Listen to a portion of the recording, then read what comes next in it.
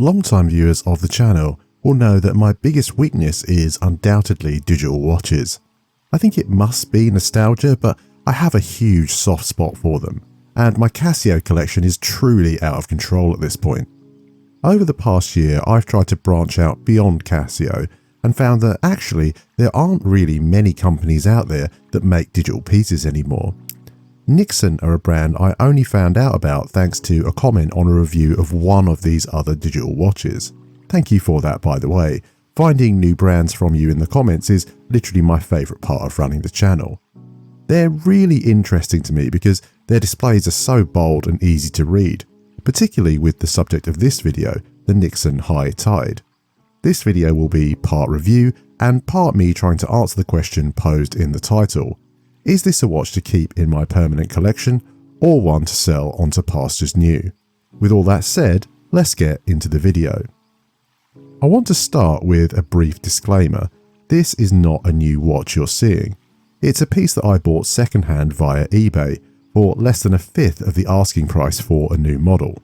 It was in perfect working order, but it has been used for its intended purpose. So if you're wondering why you're seeing a few dings in the case, that's exactly why. Usually, I would save discussing use case scenarios for a watch until the very end of the video before I wrap up, but in the case of the Nixon High Tide, I think it's actually so integral to the watch that it makes sense to discuss it first, particularly as it helps to explain those dings alongside many other design elements. This is a surf watch. It's not a Swiss-made army knife piece that makes sense for any given situation.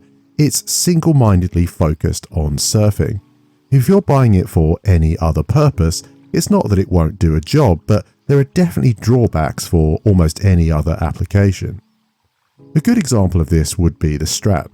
It's 22mm in width, so there's a lot of surface area. It's custom made using injection molding and made from a rubber blend. I have to say it is perhaps the grippiest strap I've ever had, especially if you wear it against bare skin. It really feels like it's sticking to you. It also has a locking mechanism on the loop to add an extra layer of protection.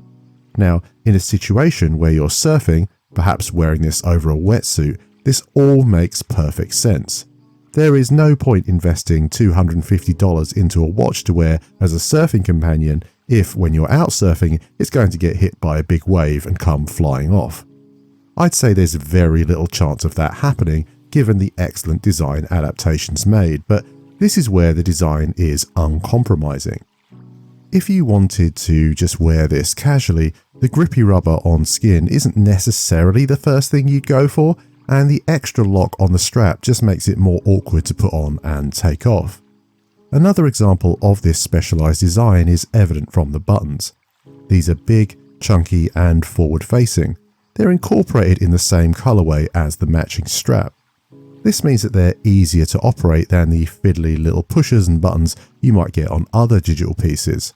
Something that's really helpful if you're soaking wet on a board in the surf, but maybe not as much of a selling point if you're just wearing the watch elsewhere.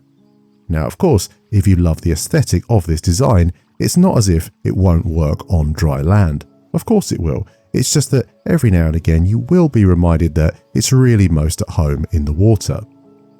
As this is a surf watch and not a diver, it is only rated to 100 meters of water resistance. Another example of it being really quite specialized. I did actually stumble across one or two poor reviews online complaining of water ingress, but that's not something I personally had a problem with.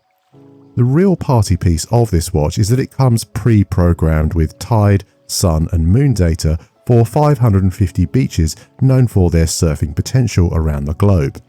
If anything, this makes it even more niche, as you're only really getting the absolute maximum out of it at one of those locations. That information is displayed through the MLCD screen, which I have to say is definitely a highlight of the piece. I am really not a fan of smartwatches, but a digital piece that presents so much information in such a clear way is really nice. The drawback is that it's 44mm in diameter and, as a square model, feels a lot larger than that. Again, that's far less of an issue if it's being worn over the top of a wetsuit. The case itself is made from injection molded recycled ocean plastic, with a stainless steel bezel over the top for added protection. As a result, it's a little heftier than you might expect from a digital watch, but certainly a lot lighter than you might think given its sizing. That ocean plastic is supplied by Tide, an organisation that produces plastic pellets and yarn from plastics that are bound for disposal in the ocean. This is plastic which is within 50 kilometres of the shore in areas with no formal waste management, recovered from waterways, and in some cases from the ocean itself. Whatever you think of its environmental credentials, it is undoubtedly better than using freshly sourced plastic and fits nicely once again with the use case of the timepiece. I have to say the actual look and design of the watch is really nice. It's clean and futuristic, perfectly suiting a modern digital piece. If you're not wearing it over a wetsuit, I do think you need a fairly large wrist to pull it off, but if you can, I'm a really big fan of the aesthetic. It's science fiction-esque, and that in combination with the digital display is just something that I really love. The display itself is clear and easy to read in most conditions, and there is more functionality on offer beyond tidal information. To be specific, it has chronograph functionality and allows for time-stamping of actions, for example timing how long you stay on the board in a wave. As ever, when I buy a brand for the first time, I like to do my research and find out a little more about them.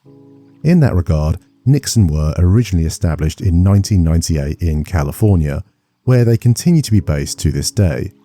I guess that's one of the main reasons I haven't heard of them before, as you'd be surprised how few US brands have a visible presence in the UK. They're a brand who prides themselves on creativity, and as a result, their output is quite eclectic.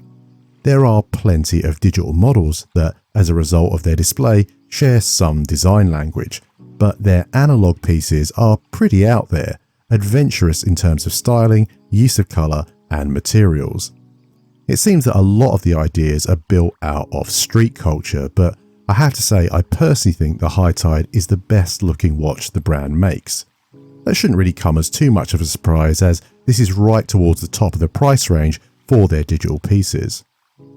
I think that price is worth a little more discussion, as at $250 you could basically have almost any Casio or G-Shock model you like, and normally that would be a problem. It's really difficult for a smaller brand to compete with Casio. Their economy of scale is pretty insurmountable.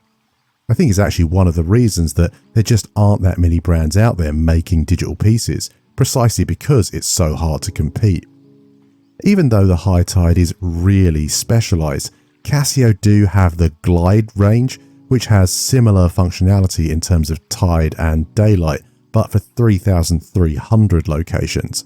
I guess you really have to like the design language here for it to be a good value proposition, or buy one secondhand like I did. To return to the opening question of keep or sell, I'm definitely not going to be keeping this piece. It has one very focused fixed purpose, and I've no doubt in my mind that for that purpose it's excellent, but for everyday wear for me it's too big, too grippy and just too specialist. That's not to detract from the watch at all. If you saw me try and navigate a surfboard, within seconds you would understand that I most definitely am not the target audience for this watch. It's worth saying that if I was a surfer and I lived near one of the pre-programmed beaches, using the watch to help catch the best waves as intended, this would be quite literally perfect. As it is, it has a very unique use case scenario in my collection, but perhaps so much so that I'd never actually have cause to wear it. I'd like to finish by opening the floor to you to think about what you would do in my position. Would this be a watch that you kept or one that you sold on? I'd also love to hear about specialist watches you have had experience with, as I don't think I've personally encountered anything quite so niche before, so I'd love to hear about other pieces out there that are focused on doing one thing well.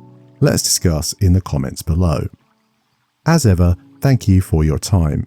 If you've enjoyed what you've seen or found it informative, consider dropping the video a like and subscribing for more content like this in future.